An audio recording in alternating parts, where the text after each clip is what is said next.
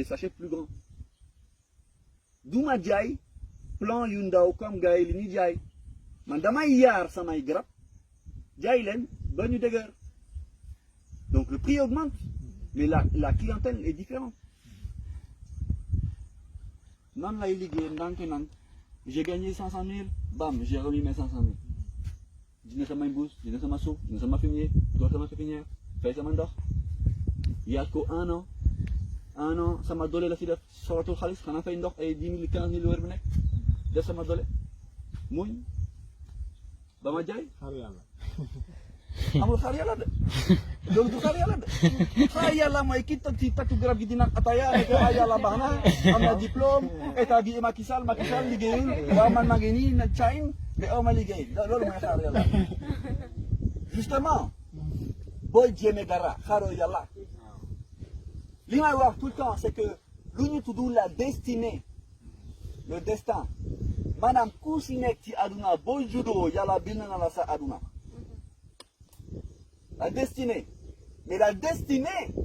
ay yoon la mais yàlla mayul kenn lu yomb yàlla may nañu ñu nit doomu adama suñu xel la ñu moom loolu moo ñu utee ak mala maanaam xel on est libre de nos décisions xanaa ñiy wérul ñu àndul ak seen sago seen xel ñoom xëy na c'est autre chose ils sont dépendants des autres mais ñun nit yoo xamante ne dañuy moom suñu xel am xel bu ko leer lu ñu def ñoo ko tey lu ñu def ñoo ko tey tu gagnes 1 million nga passer ko en boîte de nuit avec des bouteilles de champagne yaa ko tey ëllëg bu jooyee yaa tey sa bopp yàlla yoonam nekkuti mais liggéey nga sa 1 million jël sa 1 million mais ko sa yaay sa baay sa nangam sangam xaalis bi jeex ëllëg nga jooy ne man jooy na baax yaa tooñ sa bopp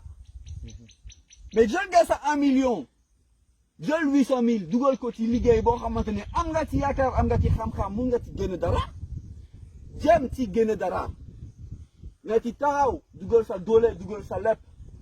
doo nelaw ci jàmm tax sa xel nekk ci li nga dugal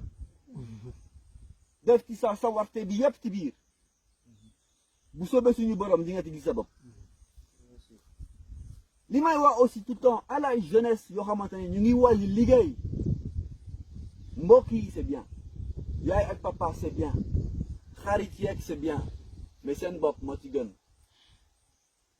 tabax leen seen bopp doog a dimbale seen morom parce que ñoo xamante ne loolu dañ ci xëy na dañ ci recevoir parce que bokkul ci seen i melin bokkul ci seen i cosaan ak seen i aada xëy na mais loolu lu am dëggantaan man juddu ba fii ba fii la yaroo loolu moo tax jamono ñaari xel la am mais li ma leen wax nii parce que si sama jaar-jaar la bokk tey jii alhamdulilah mun a dimbale ku ma neex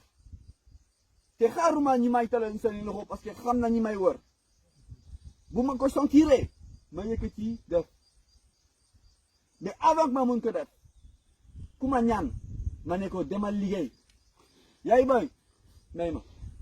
tuuti rek ma dan sama doole ëllëg incha allah di nga ci gis sa bopp waaw dafa bon dafa iñaan nangam sangam dafa soxor bugul nit mi ngi nii liggéey la xaalis bi kenn gisu ko waaw da nga war a joxe bu leen fale topp leen seen i yoon métti na de mais c'est ce qu'on appelle les sacrifices c'est ce qu'on appelle les sacrifices et sans ces sacrifices là balaa nga ni am seen i wàll dina jafe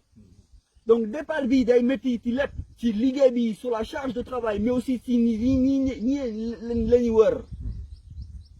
parce que bokku leen xel waru leen bokk xel kuy tekki bokkul xel ak kuy des ci suuf